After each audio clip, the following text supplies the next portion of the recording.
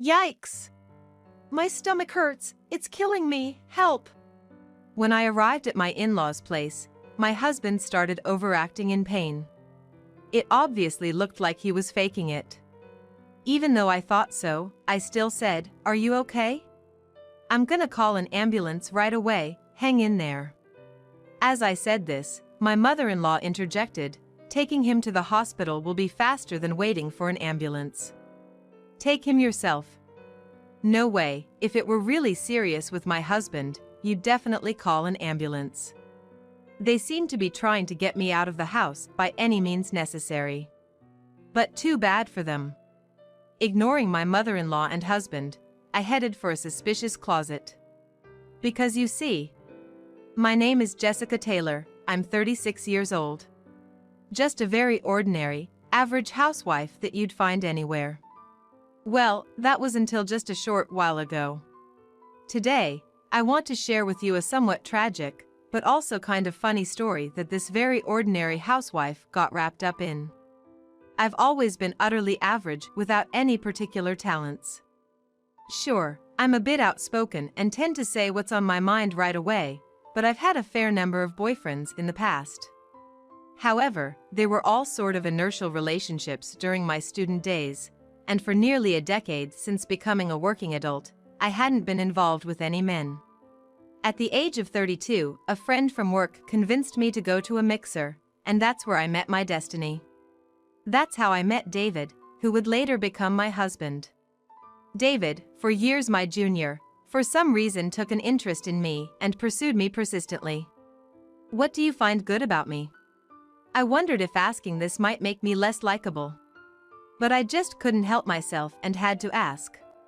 But far from being turned off, David just laughed and said, "It's exactly because you ask anything that comes to your mind." David was so entertaining to talk to, and I found myself increasingly enjoying the time we spent together. Before long, we started dating. A boyfriend after 10 years. Life seemed to brighten up a bit. But I never imagined that storm clouds would gather so soon. Just 3 months into our relationship, I got pregnant. I never thought I'd have a shotgun wedding, especially after turning 30. But when I told David, he said, "My kid?" That's kind of exciting, and was genuinely happy, so we decided to inform both families about our marriage. My parents welcomed us with open arms, as if they had been eagerly waiting for this moment, but as soon as we visited David's family home, I immediately got a taste of my mother-in-law's sarcasm. I knew that David's parents had divorced due to his father's infidelity when he was in middle school. I had heard he and his mother had lived alone since then, so I wasn't expecting a warm welcome. I was somewhat prepared, but the assault from my mother-in-law was beyond my imagination. As I introduced myself, she glanced at me and then the interrogation began. "How old are you, Jessica?" 32 years old. "Really?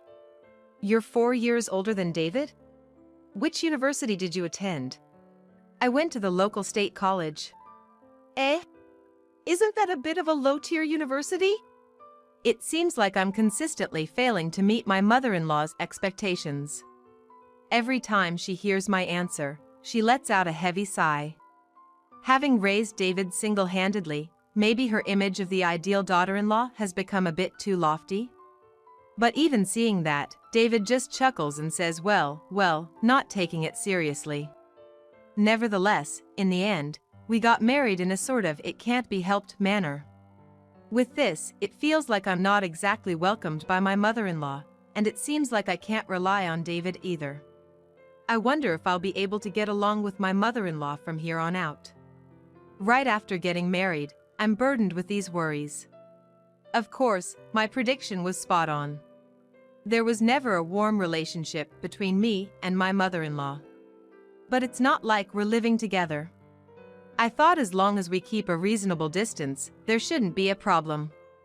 In the midst of all this, I gave birth to a healthy baby girl, Anne. This must be what they mean by "she's the apple of my eye." Just born, and was so adorable. My mother and friends who visited all unanimously said she looks just like me, laughing. But to me, she seems to take after David when she smiles. Blessed by everyone, we were full of happiness, and we decided to go announce the birth to David's family. My mother-in-law, who usually has nothing but snide remarks for me, would surely be happy to see Anne. I believed this without a doubt. However, the words my mother-in-law uttered at her house were beyond my imagination. She barely glanced at Anne and said, "What's the point if the child's a girl?" And that's exactly what she said to me. I was left speechless by her comment, and to add insult to injury, she continued, "What's the use of a woman who can't produce an heir? Such a useless girl. That's why I dislike women with low education," she exaggerated with a sigh. Education has nothing to do with the gender of a child. Fuming, I retorted to my mother-in-law, "David's just a regular office worker, you know? There's no legacy to inherit in that." "Ma'am, just what era are you living in?" I spoke my mind. Then, glaring at me, she retorted, "Huh? Are you talking back to me?" It's unheard of for a daughter-in-law to talk back to her mother-in-law. Has my mother-in-law been time-warped straight from the 50s or something? But I figured any more words would be lost on her, as if she were stuck in a bygone era all by herself. Desperately wanting support, I glanced at David, but he seemed oblivious to our exchange. And to my dismay, after looking at Anne, my mother-in-law said, "This child really does look like Jessica. I'm worried about her future," and she sighed yet again. If she looked like David, even being a girl, she might have had a chance, but with that face. Hoping David would respond, he just chuckled and said, "Mom, that's a bit much. To have his wife and daughter belittled by his mother and for him to feel nothing." Fed up, I declared to them, "This is ridiculous. I'm going to raise and to be someone who isn't deceived by appearances like faces or educational background." With that, my mother-in-law clicked her tongue and said, "Humph. Such arrogance from someone uneducated. Besides, is this child really David's? Doubtful." She went as far as to say that. And with that, we left David's family home amidst a hostile atmosphere. When we got home, I pleaded with David that if his mother is going to mock me and with outdated remarks, at least he should defend us at the moment. But David started to take his mother's side, saying, "Mom just wants to say what she wants, why don't you just let her be? It's not something to get so worked up about." To my surprise, David started taking his mother's side. And then he coldly said to me, "If you dislike my mom so much, from now on, I'll go back home alone when there's business there." That's fine. 3 years have passed. My relationship with my mother-in-law hasn't improved, and I only make appearances at David's family home for holidays like Thanksgiving and Christmas. But recently, David has been going back to his family home quite often. He used to go alone frequently before, but not as much as recently. It was at most once a month. But now, it seems like he's heading there almost every week. There are even days when David comes home from work during the week and has dinner at his parents' place. I get it, his parents' house is fairly close by. It's about a 30-minute drive if you have a car. But if you're coming from David's company to his folks, you have to pass our house on the way. Why on earth would he go out of his way to pass our place just to have dinner there? Unless something's up with his mom? That would be a concern. So I asked David, "You've been hanging out at your mom's a lot lately. Is something going on with her? If so, I'm worried, I'll come with you." He started to panic all of a sudden. "Huh? Mom? No, nothing's wrong. She's totally fine. So Jessica, you don't need to come, okay? Why are you freaking out? If she's fine, then good." But I felt something was off seeing David flustered like that. Once you start doubting, everything he does starts to look suspicious. I never questioned anything before, but now that I think about it calmly, there are weird things. David always has his phone with him, even when he goes to the bathroom or takes a shower. When did that start? Was he always like that? And he's been using cologne a lot. Especially when he goes to his parents' place. He makes sure to wear it every time. Why would you wear so much cologne just to meet your mom? That's a bit strange, isn't it? Concerned, I talked to a friend, and she was like, could it be an affair? Why don't you check it out? I have a friend who's a PI. No way, hiring a detective is a bit much, right? But when she mentioned it was a friend of a friend, it suddenly seemed less intimidating. Maybe just a trial, to have a little investigation? I suggested. My friend got in touch with her PI buddy, and I got an okay in no time. If there's no evidence of cheating, it's free. And if they find something, you get the friend price, she said. I'd never thought I'd be visiting a detective's office in my life, but out of curiosity, I went there with my friend. Just to check, nothing serious. There's no way David could be cheating. I truly believed that. But reality can be cruel. A few weeks later, my friend called me to the detective's office, where I learned the shocking truth. David was cheating. With a nurse 10 years younger than me. Some woman named Natalie Young. This must be some kind of mistake, right? I couldn't accept it right away, but the detective looked apologetic and said, it's all true. Here's the proof. And he showed me a pile of evidence, including photos. To my astonishment, there were even pictures of David and his mistress holding hands, entering his parents' home. Why would they be entering his folks' place so cozily? Does his mom approve of this affair? Does a mother who condones cheating even exist? I was deeply shocked, but over time, that shock turned into anger. David had no idea I knew about his affair. This weekend my mom said she needs help with something, so I'm gonna head over. He told me cheerfully as he set off to his parents' place. He's probably meeting his mistress again. Knowing this might happen, I left and at my parents' and checked my location to meet up with the friend who'd been following David. Turns out, David had already met up with his mistress and they'd entered his parents' place together. I rushed to his folks' house and met up with my friend. After watching for a while, I got a call on my cell phone. I decided to push the doorbell. Hi, it's Jessica.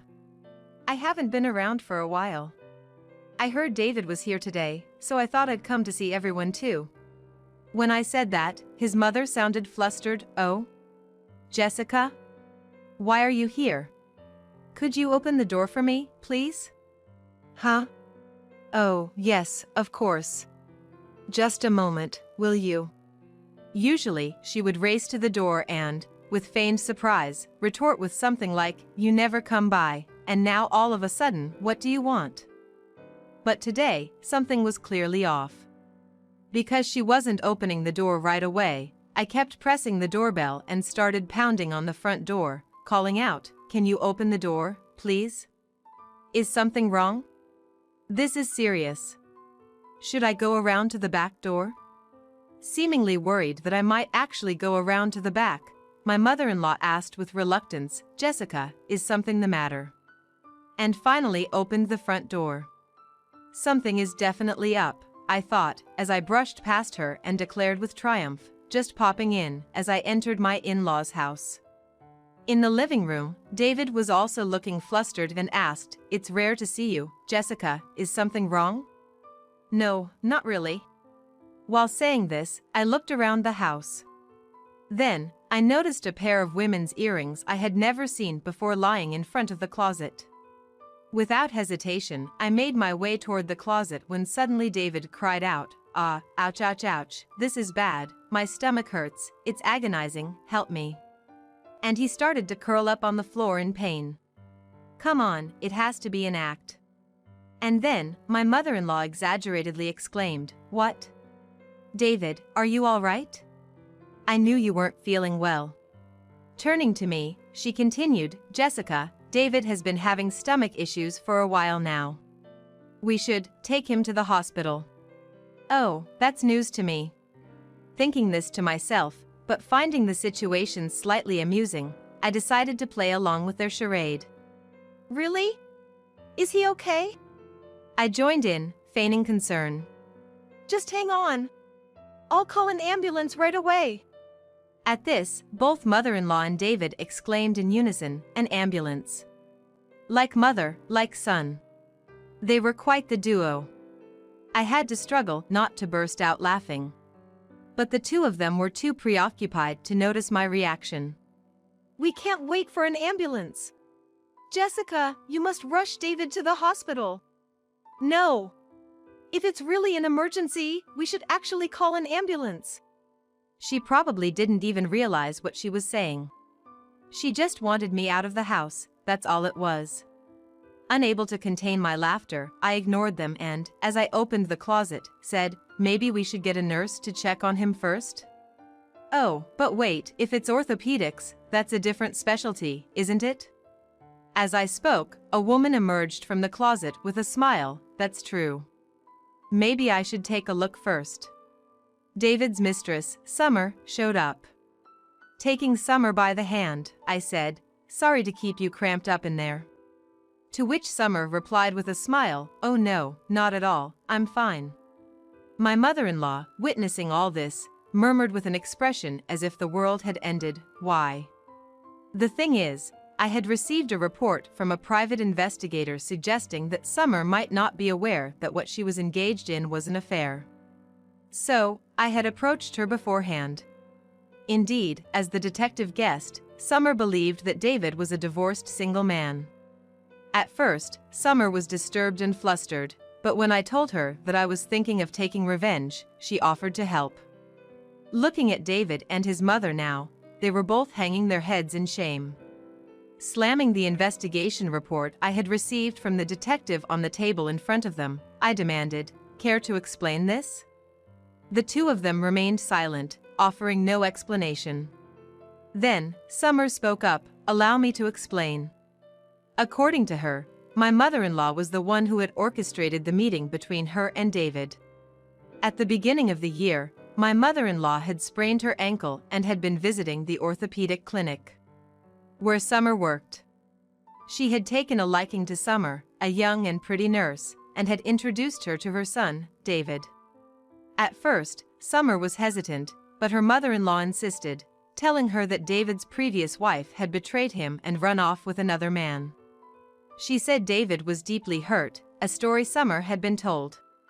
Because the mother-in-law was so persistent, and her colleagues at the nursing station also said, "He's had it rough, just meet him once," Summer was persuaded to meet David.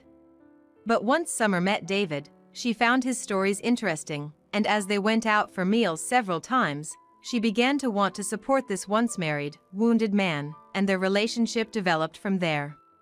Summer turned to me and said, "As I told you the other day, I'm truly sorry. I'll pay the alimony.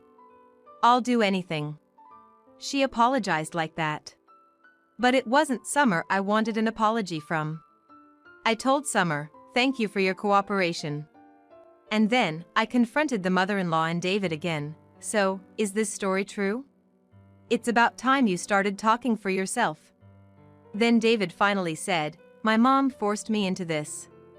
Well, I am a man, and, you know, Summer is young and cute, right? But I never intended to betray you, Jessica. Really. Mom said she'd make sure you wouldn't find out. When will this guy stop blaming his mom and running away?" Apparently, the mother-in-law thought the same thing, because she said, "David, you seemed happy enough meeting with Summer. Don't put all the blame on me, that's cowardly." And then she turned to me, "Besides, Jessica, you're to blame too, aren't you? It's obvious that a young and cute nurse like Summer is better than an older woman with less education like you. Plus, Summer doesn't talk back to me like you do. Now that it's out, just divorce David. It's actually better this way." The audacity was astonishing. Well, I had been planning to divorce anyway, so that was fine by me. I thrust the divorce papers at David and said, "I was planning on this anyway. But you'll be paying alimony and child support." David was like, "Alimony and child support? Of course. We're divorcing because of what you did." As I said this, the mother-in-law was laughing. "That's fine. I'll pay the alimony and child support. After all, Summer is a nurse. There's no problem at all." Oh dear. Is the mother-in-law really that clueless? When I looked at Summer, it seemed she felt the same as I did. Summer confronted the mother-in-law. It seems like you're making it sound like David and I are going to marry, but I have no such intention. I wanted to break up with you right after I heard about it from Jessica. But I endured it because I wanted to help Jessica, and I've been meeting you up until today. I'll also be claiming alimony for being deceived into thinking you were single. When she declared this, the mother-in-law and David were like, wait, what? Summer? Jessica, let's start over. For Anne's sake, I think it's better if we stay together, David pleaded. They were all saying what suited them best. But neither Summer nor I felt that way at all anymore. We both said, we'll be hiring a lawyer for the rest. Please don't contact us ever again. And with that, we left the in-laws' house on good terms. Later, it seemed that the actions of the mother-in-law and David had spread throughout the neighborhood. It turned out that Summer had been telling her fellow nurses about the ordeal, and the story had quickly spread. Ostracized by the community, the two sold the family home and moved away. They paid me a lump sum for alimony and child support, and Summer's alimony as well, and after depleting their savings, it's anyone's guess how they're living off the money from the sale of the house. Well, it's none of my business anymore. As for me, I hit it off with Summer afterward. We have to make sure not to be fooled by weird guys again. Laughing, we've been deepening our friendship as women.